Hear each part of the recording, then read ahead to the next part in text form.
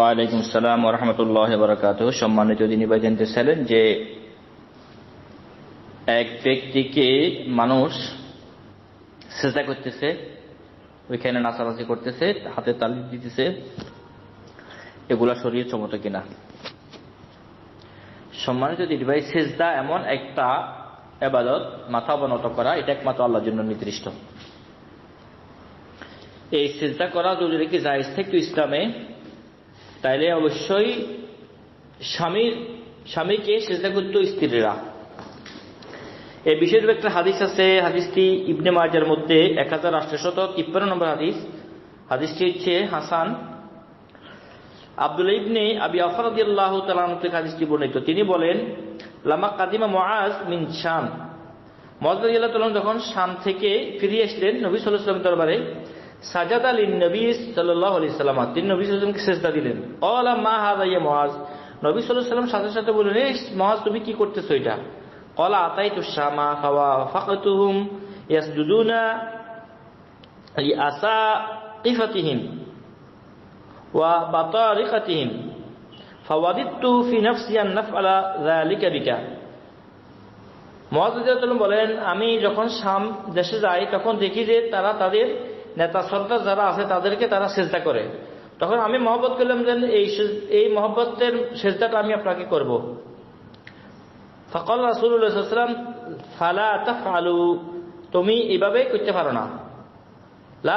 ফালা তাফআলু, তোমরা এভাবে গায়রুল্লাহকে সিজদা করতে পারো না। ফাইন্নী লাউ কুনতু আমিরান আহাদান আন ইয়াসজুদা লিগায়রিল্লাহ, যদি নাকি আমি কাউকে সিজদা দিতে নির্দেশ দিতাম গায়রুল্লাহর জন্য, আল্লাহ ছাড়া অন্য কারোর জন্য যদি সিজদা অনুমোদন দিতাম, লামারতুল মারআতা আন তাসজুদা লিজাওজিহা, তাহলে আমি স্ত্রী লোকদেরকে বলতাম তারা যেন তাদের স্বামীকে সিজদা করে।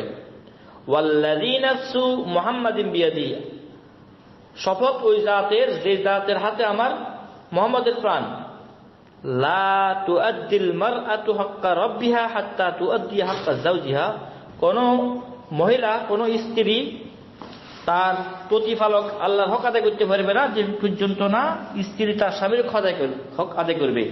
তাইলে এখানে নবী সাল্লাল্লাহু আলাইহি সাল্লাম বললেন, যদি নাকি গায়রুলের জন্য সিজদা জায়েজ হতো তাইলে স্ত্রী স্বামীকে সিজদা দেওয়া জায়েজ হতো। যেহেতু জায়েজ নেই তাহলে কোথাও জায়েজ নাই।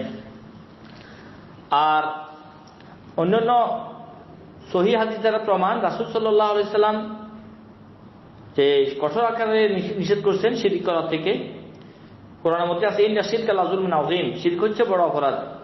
আর আল্লাহ তাবারক ওয়া তাআলা বলেন, ইন্নাল্লাহা লা ইয়াগফিরু আন ইউশরাকা বিহি ওয়া ইয়াগফিরু মা দুনা যালিকা লিমান ইয়াশা, আল্লাহ তাবারক ওয়া তাআলা শিরকের গুনাহ ক্ষমা করবেন না, তাছাড়া অন্যান্য গুনাহ যার জন্য ইচ্ছা তাকে ক্ষমা করবেন। আমাদের নবী সাল্লাল্লাহু আলাইহি ওয়াসাল্লাম বলতেছেন, যদি নাকি আপনি নবীও শিরক করেন, লা ইয়াহবাতানা আমালুক, আপনার আমল বরবাদ হয়ে যাবে, ওয়ালা তাকুনান্না মিনাল খাসিরিন, আপনি ক্ষতিগ্রস্তদের অন্তর্ভুক্ত হয়ে যাবেন। তাইলে এখানে যে বিষয়টি, গায়রুল্লাহকে যে সিজদা করাটা এটা হারাম, গায়রুল্লাহকে সিজদা করা যাবে না, এটা শিরকের অন্তর্ভুক্ত। তাই এখানে ভিতরে আপনাকে আমাকে ঈমান বাঁচাইতে অবশ্যই এটা সচেতন হতে হবে। আমাদের দেশে যারা অজ্ঞ, জাহেল এবং যারা পীরপন্থী, মাজারপন্থী, এগুলা আপনার বেশিরভাগ গায়রুল্লাহ হইয়া তাদের মুরিদের থেকে সিজদা নেয় এবং তাদের ওইখানের মধ্যে হাল্লা চিল্লা, নাচানাচি এবং মনে করেন হাততালি এবং শীষ, গান বাজনা সব কিছু দেওয়া হয়, এগুলো যে হারামের অন্তর্ভুক্ত। এই ব্যাপারে কোরআন আয়াতের মধ্যে যদি আমরা দেখি, সূরা আনফালের একটা আয়াত, সূরা আনফালের আয়াতের মধ্যে আল্লাহ তাবারক ওয়া তাআলা বলেন, ওয়ামা কানা সালাতুহুম ইনদাল বাইতি ইল্লা মুকাআন ওয়া তাসদিয়া ফাযুকুল আযাবা বিমা কুনতুম তাকফুরুন। অর্থাৎ কাফেরদের এখানে কথা বলা হইতেছে, কাবা গৃহের নিকট শুধু শীষ ও করতালি দেওয়াই ছিল তাদের ইবাদত। সুতরাং অবিশ্বাসের জন্য তোমরা শাস্তি ভোগ করো। এখানে বোঝা যাচ্ছে কুফফারে মক্কা তৎকালীন জমানাতে তারা বাইতুল্লাহ আশেপাশে তাওয়াফ করত, কি অবস্থায় ইবাদত মনে করত, কাকে? যে করতালি দেওয়াকে, শীষ দেওয়াকে, আর আজকে সুফি মতবাদে যারা আছে তারা বিভিন্ন অনুষ্ঠানে তাদের যে ফির দরবেশের সামনে নাচানাচি, গান বাজনা, তারপর হাততালি, করতালি, মুখে শীষ ইত্যাদি দিতেছে। এগুলো আসলে মুসলমানদের কোনো আবাদত নয়, এটা কাফের মুশরিকদের আবাদত বোঝা যায়। তাই এগুলা অবশ্যই যে কবিরা গুনাহ, এগুলা যারা অজ্ঞতাবশত করছে তওবা করে ফিরিয়ে আসবে, আর যারা এগুলোকে জায়েজ মনে করবে তাদের ঈমান থাকবে না। তাই এখানে সর্বাবস্থায় ঈমান রক্ষার্থে তাওহীদকে সামনে রাখতে হবে, শিরক বর্জন করতে হবে। আর সূরা কাহফের মধ্যে আল্লাহ তাবারক ওয়া তাআলা একেবারে শেষে 110 নম্বর আয়াতের মধ্যে বলেন, ফামান কানা ইয়ারজু লিকা রাব্বিহি ফালইয়ামাল আমালান সালিহান ওয়া লা ইউশরিক বিইবাদাতি রাব্বিহি আহাদা।